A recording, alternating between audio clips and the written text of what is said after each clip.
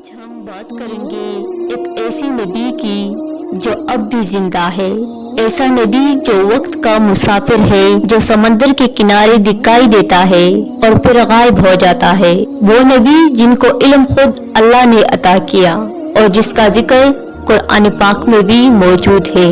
جی ہاں، آج ہم بات کریں گے حضرت خضر علیہ السلام کی، ایک ہستی جو راز ہے۔ کیا حضرت خضر علیہ السلام آج بھی زندہ ہے؟ اور اگر ہے تو کہاں ہے؟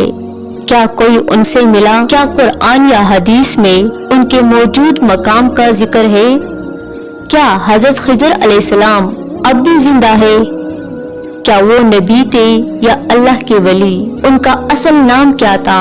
اور حضرت موسیٰ علیہ السلام سے ان کی ملاقات کا راز کیا تھا؟ یہ وہ سوالات ہیں جو صدیوں سے مسلمانوں کے دلوں میں گونجتے آ رہے ہیں۔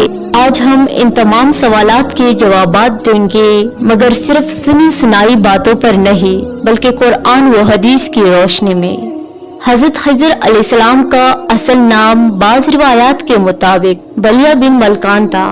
انہیں خضر اس لیے کہا جاتا ہے کیونکہ جہاں وہ قدم رکھتے زمین سرسبز و شاداب ہو جاتی۔ بعض علماء کے نزدیک وہ ایک نبی تھے اور کچھ کے مطابق وہ اللہ تعالیٰ کے ولی تھے، لیکن سب سے اہم بات یہ ہے کہ اللہ تعالیٰ نے انہیں علم لدنی عطا فرمایا تھا، ایسا علم جو نہ کسی کتاب میں ہوتا ہے، نہ کسی مدرسے میں پڑھایا جاتا ہے، بلکہ براہ راست اللہ کی طرف سے دیا جاتا ہے۔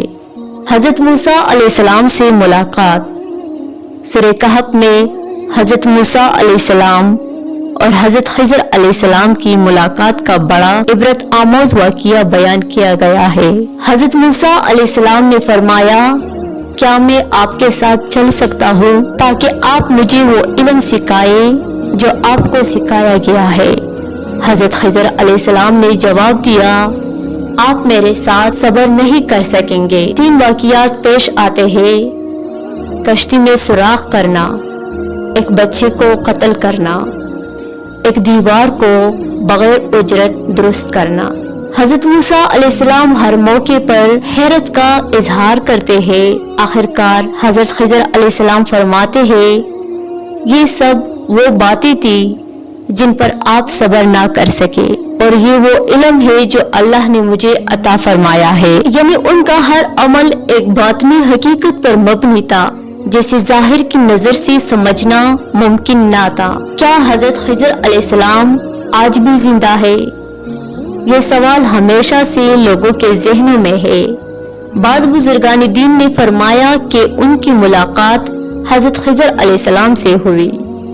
کسی نے کہا وہ مدینہ منورہ کے آس پاس نظر آئے، کسی نے کہا وہ سمندر کے کنارے ملے، مگر یہ سب باتیں تصوف اور روایات پر مبنی ہے۔ قرآن و حدیث میں ایسی کوئی قطعی دلیل نہیں ملتی کہ وہ اب تک زندہ ہے۔ البتہ بعض علماء کے مطابق وہ قیامت کے قریب حضرت عیسیٰ علیہ السلام کی آمد کے وقت تک زندہ رہیں گے۔ قرآن پاک میں حضرت خضر علیہ السلام کا ذکر سورہ کہف میں ملتا ہے، جہاں ان کی ملاقات حضرت موسیٰ علیہ السلام سے ہوتی ہے، لیکن قرآن یہ نہیں بتاتا کہ وہ کہاں رہتے ہیں یا وہ اب بھی زندہ ہے یا نہیں۔ اللہ تعالیٰ نے صرف اتنا بتایا کہ حضرت خضر علیہ السلام کو علم لدنی عطا فرمایا گیا، یعنی خاص علم۔ حضرت خضر علیہ السلام کا واقعہ قرآن میں قصہ گوئی کے لیے نہیں آیا، بلکہ ہمیں یہ بتانے کے لیے آیا کہ علم صرف کتابوں کا نام نہیں، بلکہ صبر، توکل اور تقوی کا نام ہے۔ کچھ بزرگان دین اور صوفیہ کا کہنا ہے کہ حضرت خضر علیہ السلام زندہ ہے اور وقتاً فوقتاً نیک لوگوں کی مدد کرتے ہیں۔ کسی نے انہیں جنگلوں میں دیکھا، کسی نے سمندر کے کنارے۔ یہ سب باتیں روایات اور مشاہدات پر مبنی ہے، جنہیں شریعت میں قطعی دلیل نہیں کہا جا سکتا۔ اسلام ہمیں یہ سکھاتا ہے کہ ہم ان چیزوں پر یقین رکھیں جو قرآن و حدیث سے واضح ہو۔